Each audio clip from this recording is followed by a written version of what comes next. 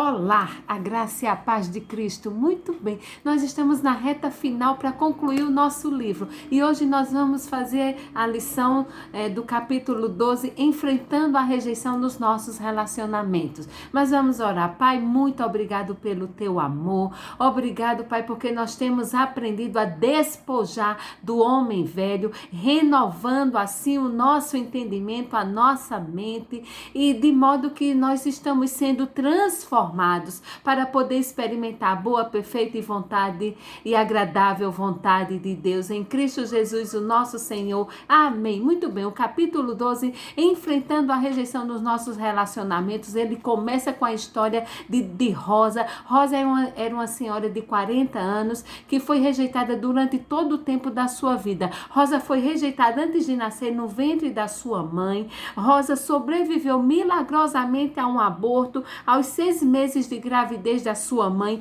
que a abandonou com o seu pai. O seu pai, por sua vez, deu a sua mãe, e Rosa foi criada por sua avó, que era envolvida com práticas religiosas estranhas e ocultas. E aos 14 anos, Rosa casou para escapar da casa da avó. Aos 21 anos, Rosa já tinha 5 filhos, mas todos eles tinham sido convencidos pelo pai de que Rosa não tinha nada de bom. Então, Rosa é abandonada pelos seus 5 filhos e também pelo seu esposo. Sentindo-se totalmente rejeitada, Rosa por várias vezes tenta suicídio sem sucesso, até que a graça de Deus alcançou Rosa e Rosa recebeu a Cristo.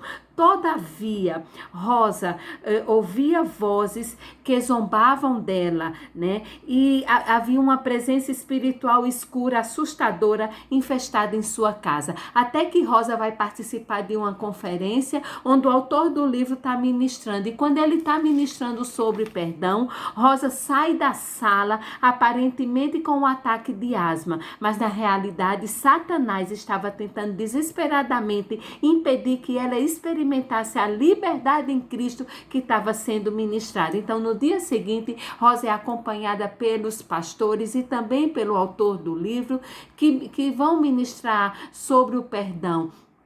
E aí Rosa apresenta a sua lista de nomes, 4 páginas de pessoas que tinham ofendido e que tinham rejeitado Rosa, né? Então não era de se admirar que Satanás fosse tão bem sucedido na vida de Rosa, porque todo mundo tinha rejeitado Rosa. Então Rosa foi guiada através dos passos de perdoar, e Rosa saiu completamente livre. E pela primeira vez Rosa reconhecia o amor de Deus por ela e também sabia que nunca havia sido rejeitada por Deus. E Rosa voltou para casa feliz, e aquelas vozes malignas em sua mente e aquela presença perversa lá na sua casa desapareceram. Então a maioria de nós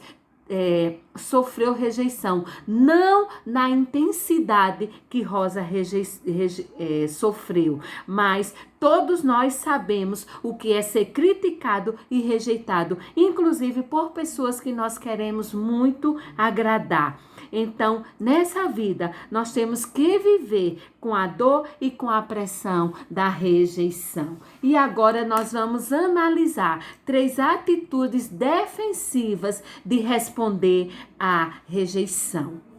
Os pensamentos e sentimentos de rejeição que frequentemente nos afligem podem nos afastar ou nos distanciar do nosso crescimento e da nossa maturidade, se não aprendermos a enfrentá-los de maneira positiva. Mas, infelizmente, em vez de nos aproximarmos com positividade, nós aprendemos a responder defensivamente usando uma das 3 maneiras que nós vamos analisar, né? Uma das 3 maneiras defensivas que nós vamos analisar agora, né? As 3 maneiras defensivas são derrotando o sistema, cedendo ao sistema ou rebelando-se contra o sistema. Derrotando o sistema, o indivíduo basicamente aceita o sistema e aprende a competir e a manipular para estar na frente dos outros. Agita o mundo, ganha aceitação e se esforça para ser importante através do seu desempenho. Ganhar é o seu passaporte para aceitação. No final, o resultado é mais rejeição, porque sua habilidade de desempenho finalmente diminui.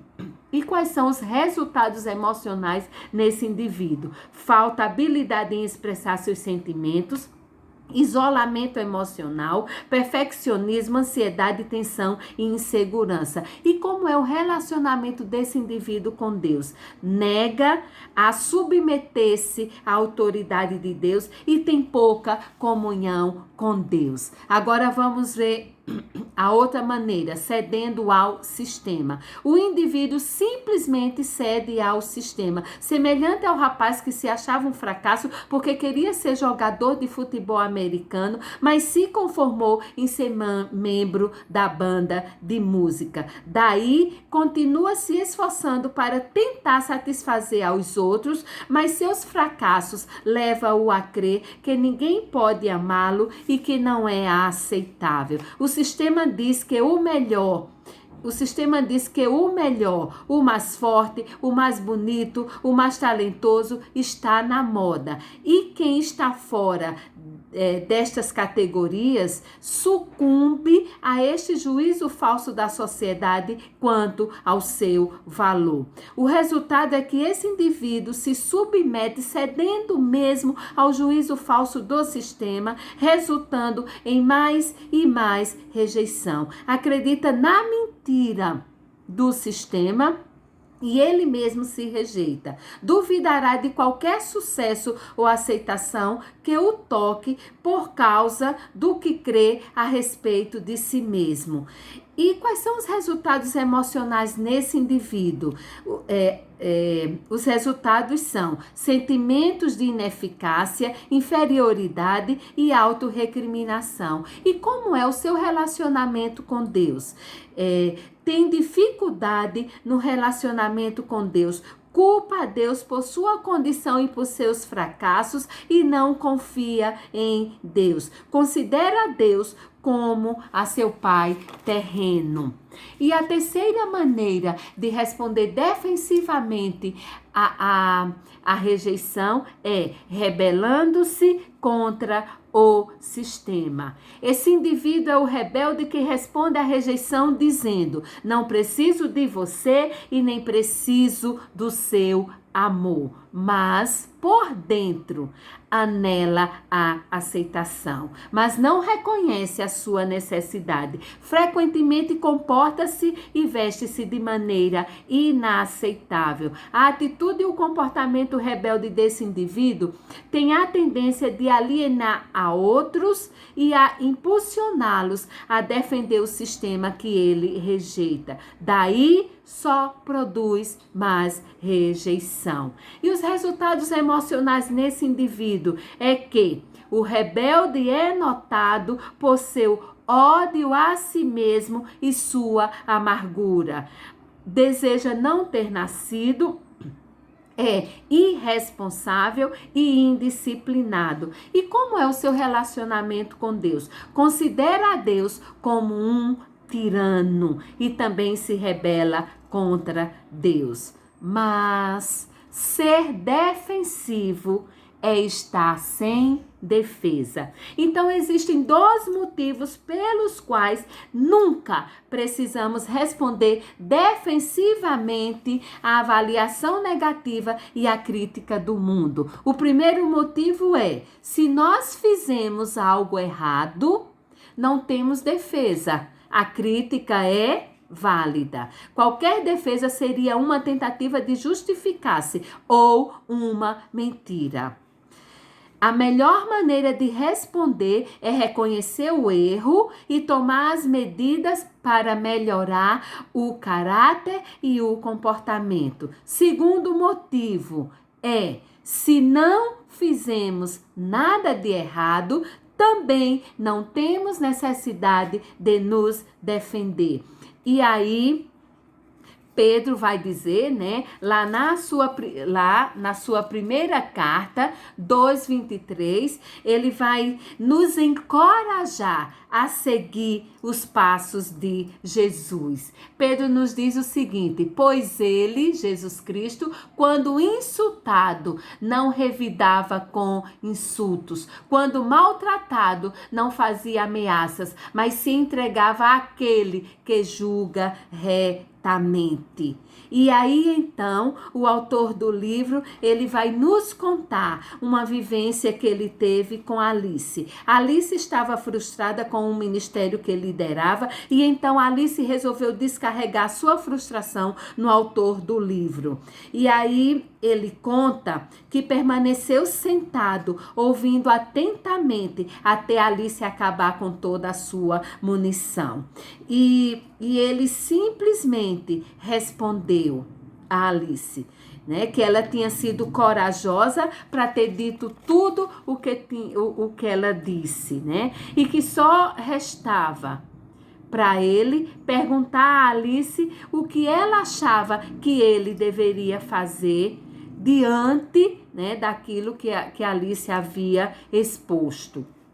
A atitude dele em não se defender abriu o caminho para que ele mostrasse a Alice as frustrações dela no ministério e a ajudá-la a servir em outro ministério de acordo com os seus dons. Então, se nós aprendermos a não nos colocar na defensiva quando alguém expõe os defeitos do nosso caráter ou ataca o que fazemos, nós teremos a oportunidade de virar a situação e ministrar a pessoa. Daí, não seremos obrigados a responder à rejeição, nem derrotando o sistema, nem cedendo ao sistema e nem se rebelando contra o sistema. Não é o sistema do mundo que determina o nosso valor como pessoa. E aí, Paulo vai nos ensinar o seguinte. Lá na sua carta que ele escreveu a Colossenses, no capítulo 2, o 6 e o 7, o capítulo 2, versículos 6 e 7. E aí Paulo vai nos ensinar o seguinte, dizendo o seguinte: portanto, assim como vocês receberam Jesus Cristo, o Senhor, continuem a viver nele, estando enraizados, edificados nele, confirmados na fé, como foi ensinado a vocês, crescendo em ação de graças. A nossa fidelidade é a Cristo, o nosso Senhor, e não ao mundo. E Paulo continua no versículo 8, dizendo o seguinte: tenham cuidado para que ninguém venha a enredá-los com sua filosofia e vãs sutilezas, conforme a tradição dos homens, conforme os rudimentos do mundo e não segundo Cristo.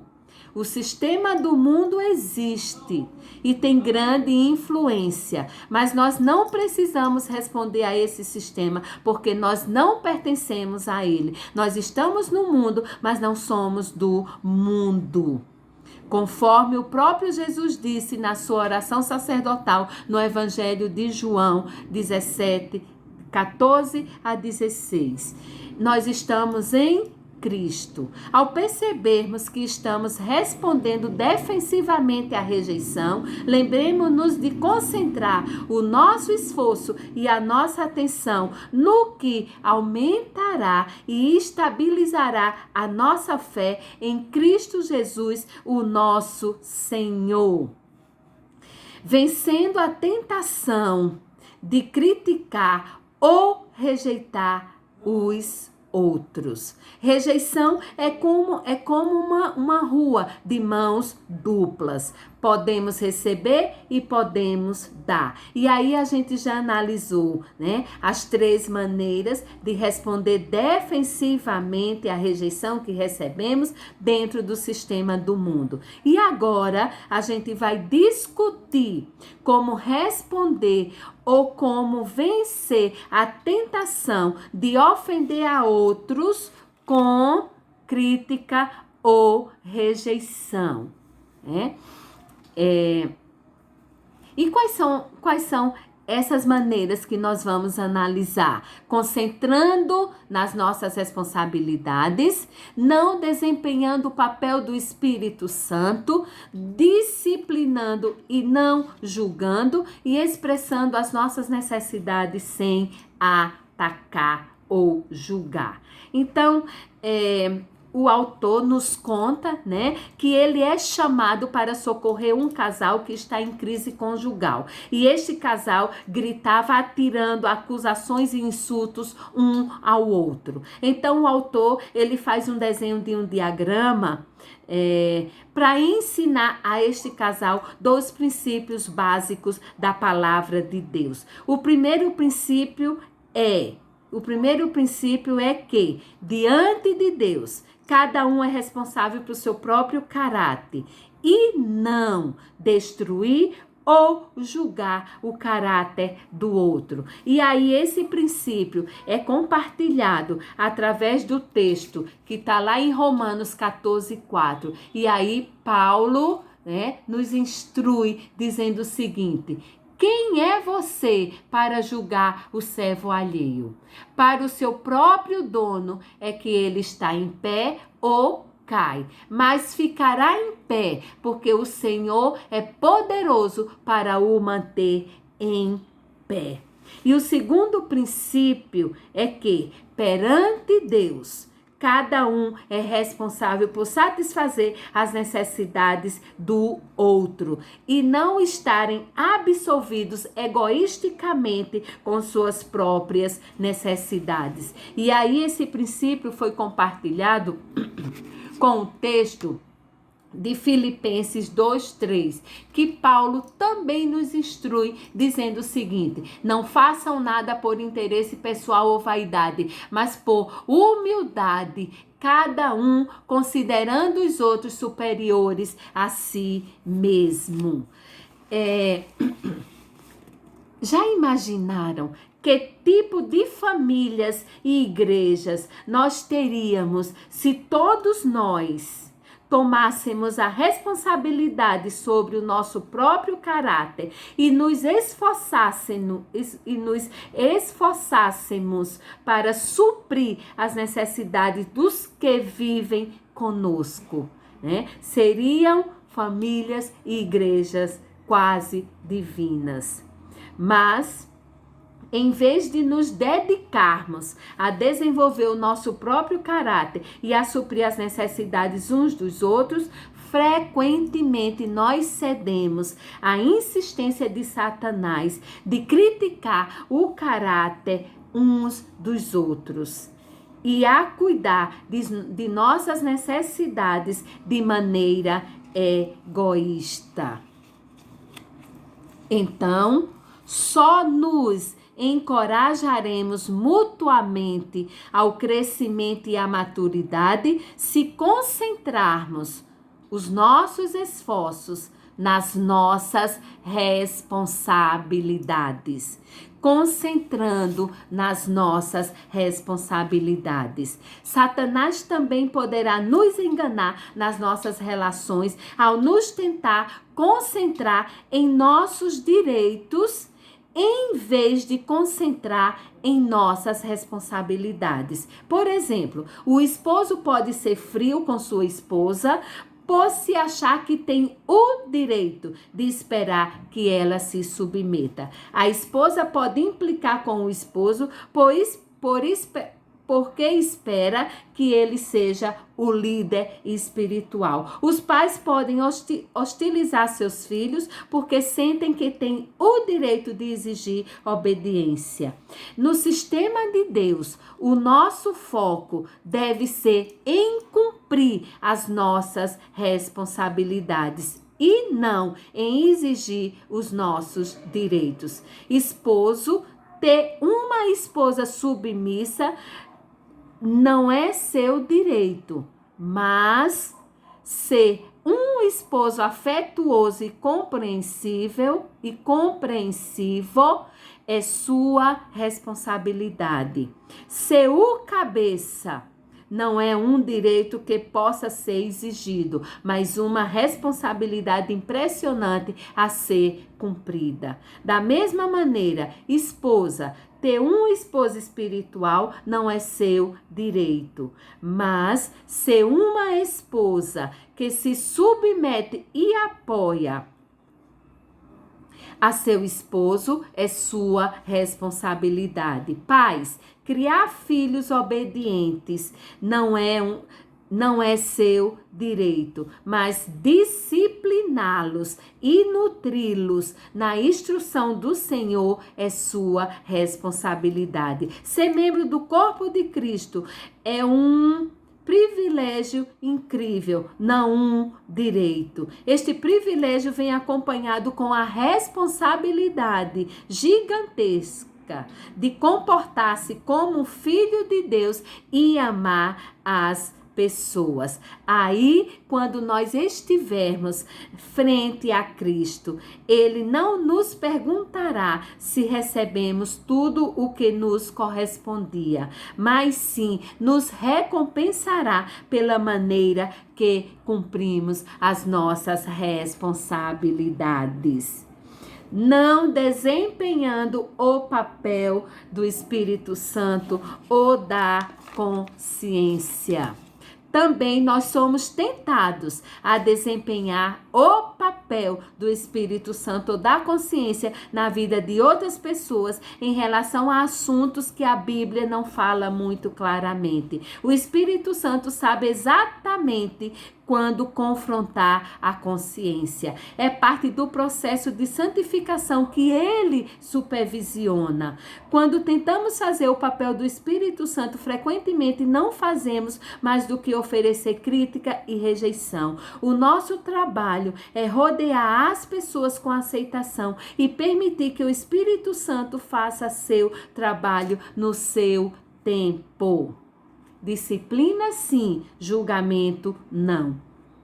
A ocasião em que devemos confrontar uns aos outros quanto ao comportamento. E aí, Jesus nos instrui a isso. Lá em Mateus 18, 15 e 16, Jesus diz o seguinte, nos ensinando: se o seu irmão pecar contra você, vá e repreenda-o em particular. Se ele ouvir, você ganhou o irmão, mas se não ouvir, leve ainda com você uma ou duas pessoas, para que, pelo depoimento de 2 ou 3 testemunhas, toda a questão seja decidida. Mas existe uma diferença entre disciplina e julgamento. Disciplina é uma questão de confrontar comportamento observado, aquilo que é observado pessoalmente. Julgamento é uma questão de caráter.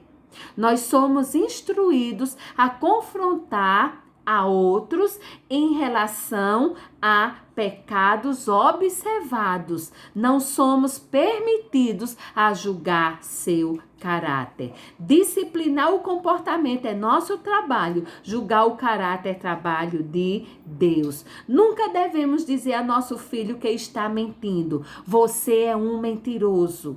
Isso é julgar, é um ataque ao seu caráter. Mas nós podemos dizer: filho, você acaba de dizer uma mentira. Isso é disciplina. Estamos lhe pedindo satisfação por um comportamento observado. Ou então, se alguém sonegar imposto, não o acusar de ladrão. Isso é julgar o seu caráter.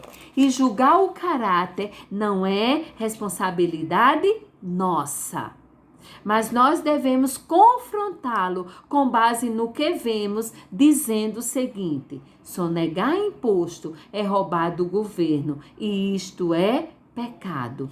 A disciplina sempre é baseada no que vemos e nunca no que escutamos, suspeitamos ou muito menos no que escutamos numa fofoca. Ter muito cuidado mesmo com o que chamamos de disciplina, porque às vezes, ao invés de disciplinar, fazemos mesmo um assassinato de caráter. Dizemos a nosso filho desobediente: você é burro, criança ruim, você é inútil, não vai dar para nada. Ou ainda dizemos aos irmãos que estão falhando: você é um ladrão, você é um debochado. Tais declarações não corrigem nem edificam, apenas destroem o caráter e mostram desaprovação da pessoa, não do problema. E também afeta a identidade em Cristo, pois o nosso filho não é um mentiroso, é um filho de Deus que mentiu. O irmão não é um ladrão, é um filho de Deus que roubou e está preso na falha moral. Não é um pervertido, é um filho de Deus que comprometeu a sua pureza. As pessoas devem dar contas do seu comportamento, mas nunca podemos denegrir seu caráter. Expressando as nossas necessidades sem julgar ou sem atacar. As nossas necessidades legítimas dentro de uma relação que não estão sendo satisfeitas e que foram provocadas por uma atitude crítica e de rejeição devem ser expressadas de modo que não ataque e nem acuse a outra pessoa no processo. Quando atacamos ou quando acusamos a outra pessoa ao expressar a nossa necessidade, estamos tratando a nossa necessidade como sendo um problema da outra pessoa. E ela provavelmente responderá defensivamente, o que pode danificar a relação. A minha necessidade não é problema da outra pessoa. A melhor maneira de se expressar, conforme nós já vimos lá no capítulo 10 do nosso livro, que trata da honestidade ao expressar as nossas emoções, é que não devemos nunca usar o pronome você, porque expressa a acusação. Devemos sempre usar o pronome eu, porque expressa uma confissão, liberando assim o outro da necessidade de responder defensivamente. Quando mudamos as acusações de você, a mensagem de eu pode expressar a minha necessidade sem culpar a ninguém. Por não julgar, nós vamos permitir a Deus confrontar a consciência da pessoa e a transformar um possível conflito numa oportunidade para ministério. A outra pessoa fica livre para responder à nossa necessidade em vez de se defender ao ataque. Nós temos necessidades básicas humanas de sermos amados, aceitos e valorizados. Então, quando estas necessidades não são satisfeitas, é importante expressá-las a alguém que confiamos para que sejamos ministrados. A base de toda tentação é uma necessidade legítima não satisfeita. Mas, quando nós somos orgulhosos e não reconhecemos que precisamos de ajuda na nossa necessidade de amor e não dizemos eu não me sinto amado. Ou quando afastamos as pessoas dizendo você não me ama. A nossa necessidade de ser amado continua insatisfeita. satisfeita, permitindo que Satanás se aproxime e nos ofereça uma alternativa irresistível. Um dos recursos principais de Deus para satisfazer as nossas necessidades e nos manter puro são os nossos irmãos em Cristo. É o calor e a segurança da comunidade cristã. É o grupo de apoio que fazemos parte. Que nós possamos mesmo evitar usar máscaras santimoniais, querendo aparentar ser fortes e realizados, de modo que não privemos nem a nós mesmos e nem a nossa comunidade cristã da oportunidade de ministrar as nossas necessidades. Quando negamos a nossa comunidade cristã a oportunidade de ministrar as nossas necessidades, nós perdemos o privilégio de ver as nossas necessidades sendo satisfeitas em Cristo. Nos tornamos independentes de Deus e vulnerável à possibilidade de ter as nossas necessidades supridas pelo mundo, pela carne e pelo diabo. As pessoas não são empecilhos no processo de maturidade e crescimento cristão. Seguir a Cristo tem a ver com as relações horizontais com as pessoas e tem a ver com a relação vertical com Deus. Amando a Deus e amando as pessoas. Deus trabalha em nossas vidas através das nossas relações saudáveis e comprometidas. É lá, nas nossas relações saudáveis e comprometidas, que nós vamos aprender a ser paciente, a ser amável, a perdoar, a trabalhar em equipe, a ser tolerante, a ser misericordioso, a ser compreensível. A palavra empenhada e o compromisso assumido em nossas relações faz com que aceitemos a nossa responsabilidade de amadurecer e de amar aos outros.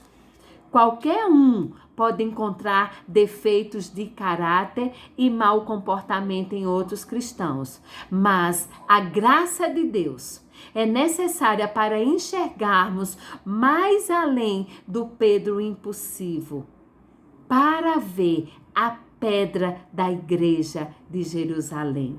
A graça de Deus é necessária para enxergarmos além do Saulo que perseguia os cristãos, para enxergarmos, para vermos o apóstolo Paulo. A graça é a misericórdia de Deus tratando o homem caído.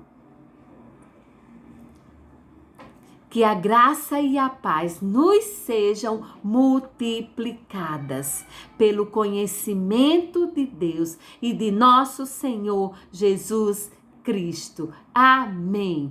Pai, muito obrigado por essa lição, ó Pai. E nós queremos mesmo, ó Pai, aprender